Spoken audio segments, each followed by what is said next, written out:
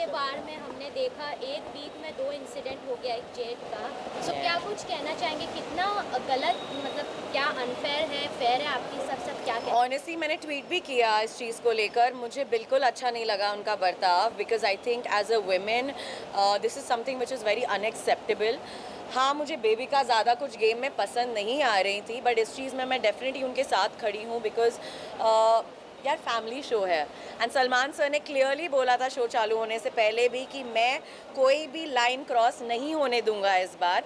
तो definitely I think वो कहीं ना कहीं वो लाइन थोड़ी क्रॉस हो गई जेट के तरफ से। और आकांक्षा की किस का जो मैटर हुआ जी। था, तो वो कितने हद तक आपको सही लगता है, क्या कुछ इसमें कुछ सही गलत नहीं है, बट डेफिनेटली मैं थोड़ी कंफ्यूज थी, बिकॉज उन्होंने मुझे जेल के बाहर कहा था कि I am not very comfortable with the touch. But मेरी इनफैक्ट उनसे बात भी हुई और उन्होंने वही कहा कि पलक कोई भी होता I would have done it, because मुझे टास्क को बहुत सीरियसली करना था उस चीज़ को, बिकॉज ऑब्वियसली वो नॉमिनेटेड भी थे। बट सर ने ये कहा था जी। कि वो टास्क नहीं लग रहा था, यू वांट, मतलब मुझे ऐसा लगा कि आकांक्षा की तरफ से डेफिनेटली वो टास्क था, बट जेड काफ़ी इंजॉय कर रहे थे उस किस को।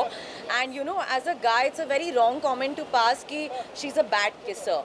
तो वो चीज़ मुझे कहीं ना कहीं उनकी नहीं अच्छी लगी। He just came out as a creep honestly to me, because Akanksha जितना मैं जानती हूँ उन्हें and how much it showed was like she wanted to just peck him, but वो फुल ऑन एंजॉय कर रहे थे। मुझे लगा भावनाओं में कुछ ज़्यादा ही बह गए वो।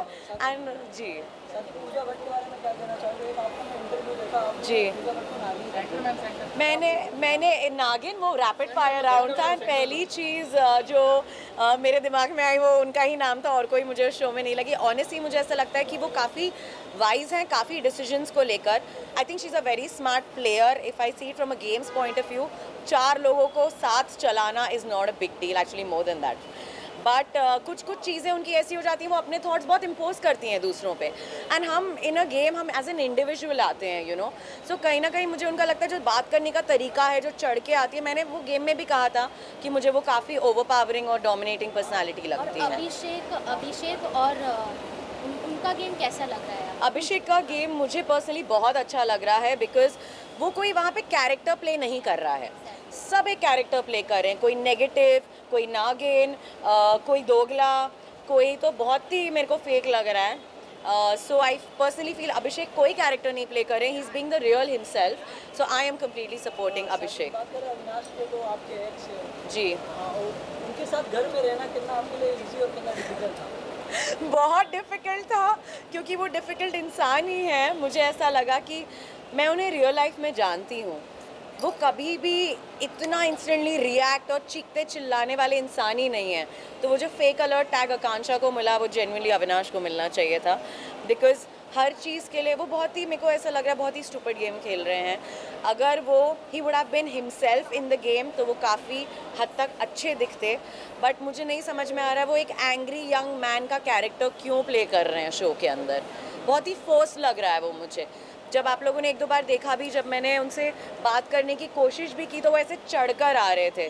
So that was something I came across very fake. Weekend के बारे में सलमान सर ने कहा था कि जैसे वो किसिंग वाला जो सीन हुआ जी। था वो कितने हद तक गलत था, और क्योंकि फैमिलीज भी देखते जी, हैं। बिल्कुल। बट आकांक्षा पूरी जी। मैम ने उन्होंने इंटरव्यू दिया था कि अगर वो गलत होता तो बिग बॉस अनाउंस कर देते जी। कि ये गलत है, ये गलत। बट आई थिंक वो संचालक का काम था फलक का उधर रोकने का, मेरे हिसाब से। आकांक्षा भी मना कर सकती थी बट उन्होंने किया। सो आपको क्या लगता है आकांक्षा कितने हद तक सही है, क्योंकि वो बिग बॉस को टारगेट कर रही है कि वो अनाउंस कर दे तो शायद हम नहीं करते। मुझे ऐसा लगता है कि उन्होंने उस टास्क को कुछ ज़्यादा ही सीरियसली ले लिया। डेफिनेटली अभिषेक ने एक चीज़ कही थी कि कभी कभी हार में भी जीत होती है, यू नो।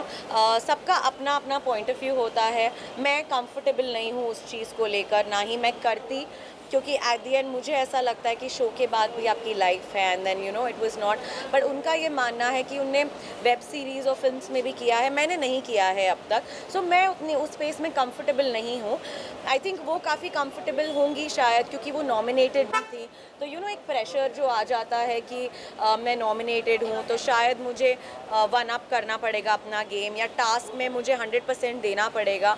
तो जितना मैंने उनसे बात की, उन्होंने मुझे यही कहा कि यू नो पलक, मैंने उस टास्क को कुछ ज़्यादा ही सीरियसली ले लिया। It was not about Z, कोई और भी होता वुड हैव डन इट।